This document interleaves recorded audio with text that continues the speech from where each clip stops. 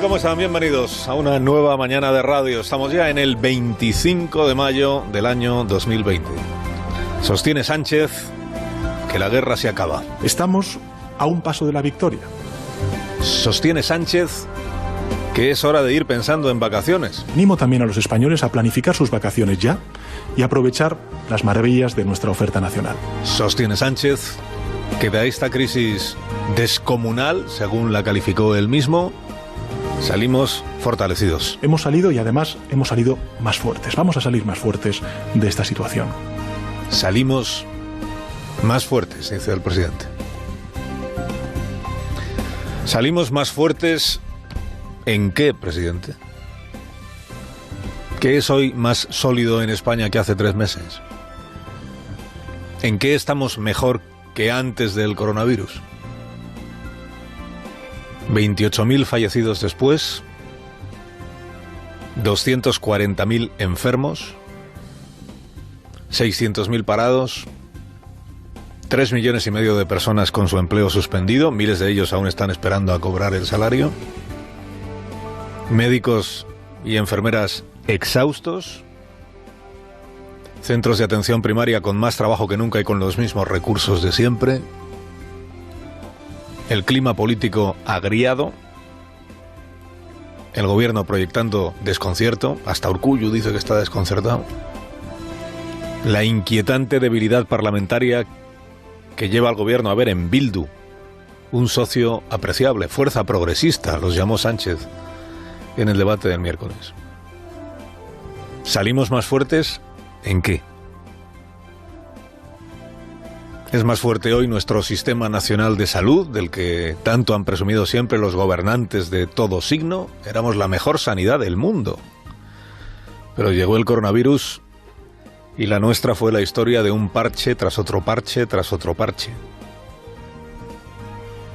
¿Es más fuerte nuestro sistema de alertas sanitarias? Ni siquiera se ha examinado todavía si este departamento del Ministerio de Sanidad, que ahora se ha revelado tan necesario, cumplió bien con su tarea de alertar. ¿Funcionó como debía o se quedaron cortas las advertencias que hizo? ¿Las hizo y no fueron atendidas o es que no las hizo? Esta es una pregunta imprescindible que al gobierno parece que le molesta. Aquí el mero hecho de sugerir que el doctor Simón y su equipo ha podido pecar de tibieza o de inconcreción le convierte a uno poco menos que en un hereje, ¿no? De inmediato sale el gobierno a sentenciar que es inaceptable que se ataque a los epidemiólogos y a los científicos. ¿Nuestros epidemiólogos y nuestros científicos salen también más fuertes de esta epidemia, presidente? ¿En qué lo nota? Uno entiende que hay que emitir mensajes alentadores desde el gobierno, de confianza, ¿no? De autoestima nacional. Pues eso todos los gobernantes repiten, es un gran país el nuestro. Pero la mesura siempre es aconsejable. No vaya a parecer que hasta nos ha venido bien una epidemia, que además de muertes ha dejado secuelas de todo tipo, secuelas físicas en las personas que han pasado por la enfermedad, secuelas económicas que solo están empezando.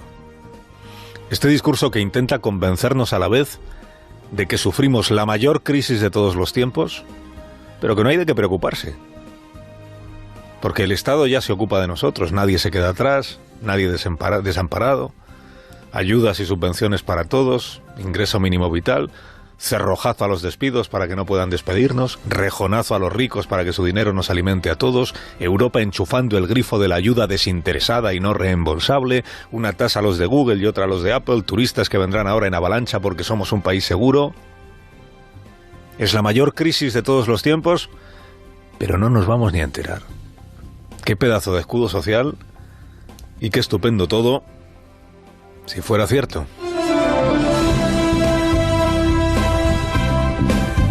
Tengo la mejor de las opiniones de este gobierno de coalición, que trabaja todos a una, con distintas sensibilidades, claro que sí, porque es lo que han querido los españoles, en una respuesta que tiene que ser positiva a esta crisis sanitaria, económica y social como consecuencia del COVID. El presidente tiene la mejor opinión de su gabinete, Que en realidad significa que tiene la mejor opinión sobre sí mismo, claro, que es el que ha hecho el gabinete. Llama distintas sensibilidades a que él y Pablo Iglesias no vean mayor inconveniente en firmarle a Otegi un papel que dice que la reforma laboral será demolida, mientras la vicepresidenta económica considera ese pacto absurdo y contraproducente.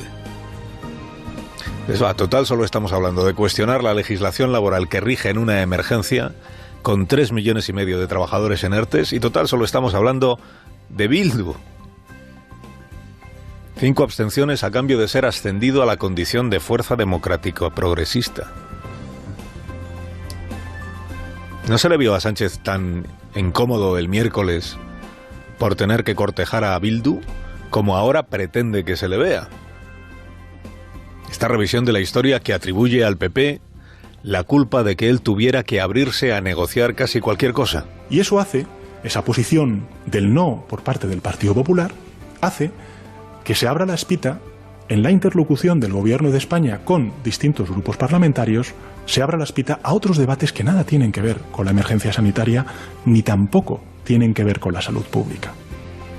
La espita de otros debates. He estado negociando cosas que nada tienen que ver con esto de la prórroga del estado de alarma, pero es que es el PP el que me ha obligado. A Pedro Sánchez, inventor del no es no, como programa político, siempre le vale la misma explicación. Al final, si usted se fija, siempre es lo mismo. Siempre la culpa es de los demás por no votar lo que yo estoy diciendo que hay que votar. Quien votaba no a su investidura estaba bloqueando el país y poniendo en riesgo la economía. Por eso él tuvo que pactar con Esquerra Republicana. Quien vota no al estado de alarma está poniendo en riesgo la desescalada y despreciando la vida. Por eso él ha tenido que pactar con Bildu.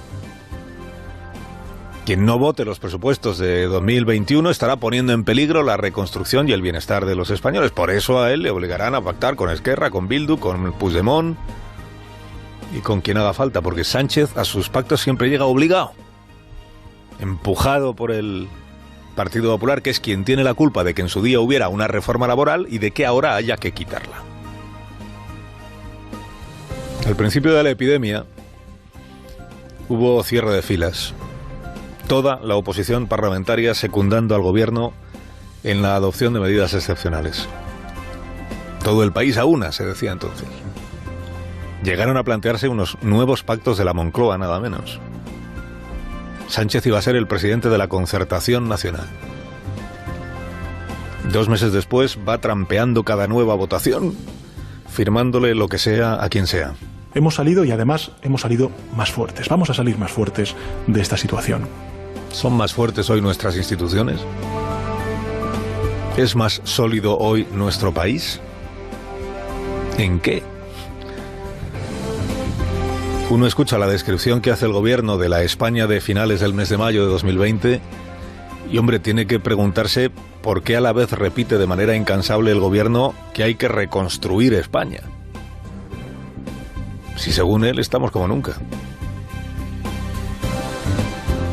Mire, al virus no lo hemos doblegado. Nos hemos encerrado en casa para no contagiarnos. Nunca fue una guerra y por eso no va a haber una victoria. La mayoría de nosotros hemos esquivado el contagio. Quienes se infectaron, en el mejor de los casos, han sobrevivido, con el esfuerzo de médicos y de enfermeras que hoy están desfondados.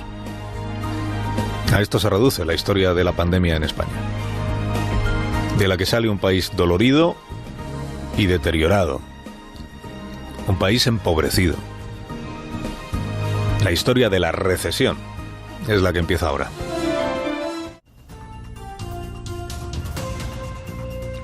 Oiga, pues ya es lunes, es 25 de mayo del 2020. Esta medianoche hemos dicho adiós a la fase 0, a la que esperemos no tengamos que volver, pero vaya usted a saber. Los que estaban en fase 1 pasan a fase 2 y los de fase 0 a fase 1. Así que aquí cada uno coja el BOE y vea lo que puede hacer, más o menos, y lo que no puede hacer, ¿no? El gobierno ha puesto en marcha un despliegue publicitario en toda la prensa con lo que se puede hacer en cada fase, que seguramente es útil, pero con un lema falso y engañoso, que es: salimos más fuertes. No salimos más fuertes. Ni de broma. salimos mucho más débiles. Hemos perdido a decenas de miles de españoles, decenas de miles de empleos. Salimos más débiles, hombre, empezamos a salir. En fin, eso es bueno porque es el primer paso para recuperar algún día el bienestar que hemos perdido. 70 nuevos fallecimientos, 246 nuevos contagios. La cifra total de víctimas oficiales es de 28.752.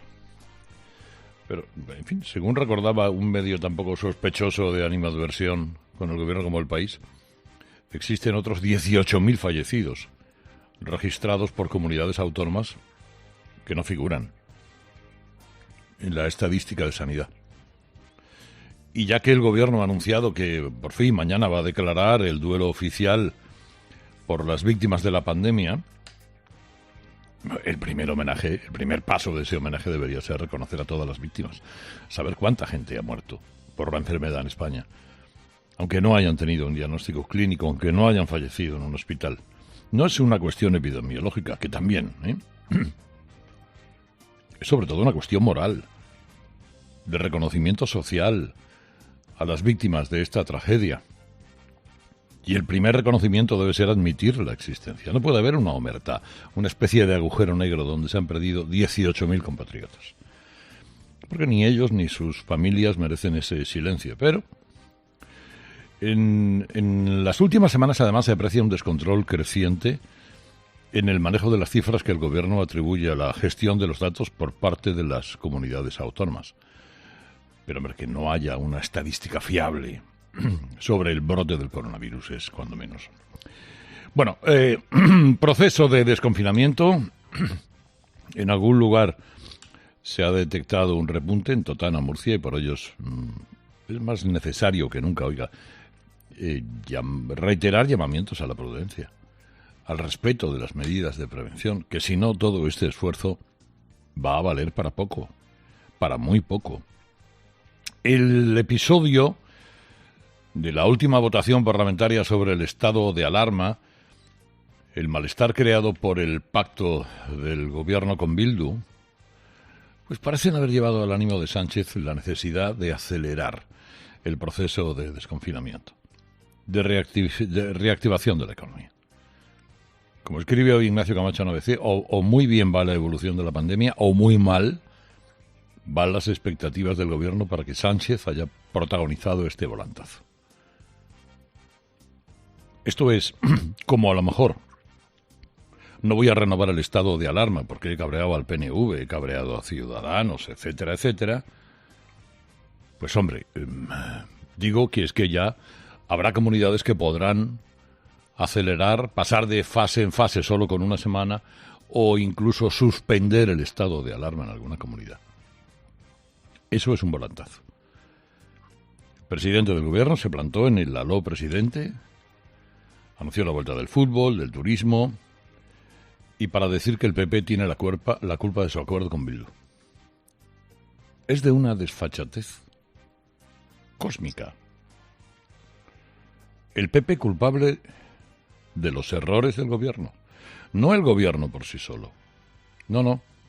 Esto es la excusa aquella del delincuente, es que como no te dejabas, no te dejabas, he tenido que violarte. Oye, no, vamos a ver. El PP, que se ve que no tiene derecho a hacer oposición, hizo lo que creía que tenía que hacer. Y estos irresponsables e incapaces, con todas las explicaciones que hayan querido dar de sus mentiras, pactan con Bildu. Y dice, gracias a ese pacto con Bildu se salvaron vidas. Meter en la misma frase salvar vidas y Bildu denota una desfachatez, como les digo, absolutamente inconmensurable. Son consecuencia de las inmoralidades de quien preside el gobierno, que además le han dado la oportunidad de exhibir ante los suyos a Bildu la capacidad de conseguir privilegios para el País Vasco y Navarra. Y el pacto sigue ahí firmado, Ayer, con los presidentes autonómicos, Sánchez insistió en los mensajes optimistas Como les digo, se pueden revisar a la baja plazos de desconfinamiento, levantar estado de alarma. Y los presidentes han pedido varias cosas para empezar a acabar con estas sesiones que ya no ven sentido. Urkullu se quejó del pacto con Bildu, tiene que tener un cabreo también. Vamos. Y pidió negociar de manera bilateral con el gobierno. Se cumplen ya 4 semanas del anuncio de un fondo de 16.000 millones a las autonomías, pero que aún no se ha visto por ningún lado, como el dinero de los ERTEs, tampoco se ha visto por ningún lado. ¿Cuándo vamos a liquidar el halo presidente?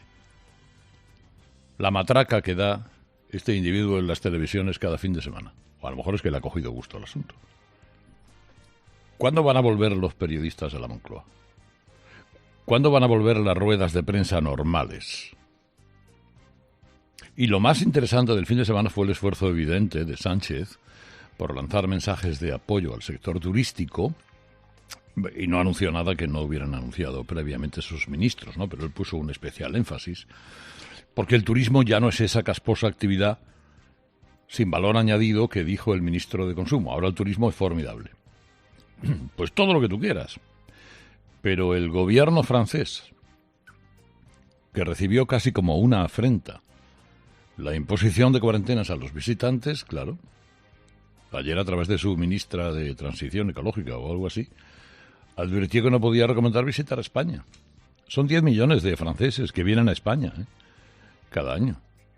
Es decir, a juicio de esta señora, no se pueden anunciar que se abren fronteras y al mismo tiempo mantener controles sobre los visitantes. Canarias y Baleares podrían ser comunidades beneficiadas por algunos corredores turísticos entre zonas libres de enfermedad. Pero a este le han entrado todas las prisas. También para aprobar el ingreso mínimo vital, que ha suscitado discrepancias incluso en el propio gobierno. Pues era una promesa que figuraba en el programa del gobierno de PSOE y Podemos, ¿no? Intentarán capitalizar al máximo la propaganda y estas cuestiones. Ayer había una entrevista muy interesante de Sánchez Galán, presidente de Iberdrola, en el diario El País, que hoy rescata Pablo Sebastián en república.com, en el que Sánchez Galán, que es presidente de una empresa de un calado muy importante en España y en el mundo, líder en renovables, en el que él dice que el plan del clima y energía, que era un plan previsto para el año 2030, podría adelantarse si se eliminan trabas burocráticas, si se hacen las debidas reformas, podrían crear 300.000 empleos. Podrían reducir emisiones y, sobre todo, muy importante, reducir la dependencia energética exterior. Pero claro, eso requiere audacia e imaginación. Y audacia e imaginación en esta colección de elementos que forman parte de este gobierno, en algunos nada más. Pero ¿quién lo encabeza? La audacia para otras cosas. La audacia para pactar con Bildu el estatus laboral de los españoles. Claro, y luego se extraña de que se llenen el fin de semana de manifestaciones como la organizada por Vox con coches en media España. Mayoritariamente pacíficas, además. En algunos momentos no se respetaba mucho las normas de distanciamiento social, y eso seguramente a Sánchez le viene muy bien para poder decir, como haya mañana un repunte de contagios, ya tienen ustedes su 8M. Pero lo peor ha sido el señalamiento, el ataque a los medios de comunicación. Impedir hacer su trabajo a un reportero de Televisión Española. Agredir a un fotógrafo de La Razón. Señalar a un periodista del País no es de recibo. Eso mismo lo hemos dicho cuando se producían acosos contra la prensa en las algaradas en Cataluña. Eso es absolutamente inaceptable. Tengamos la fiesta en paz.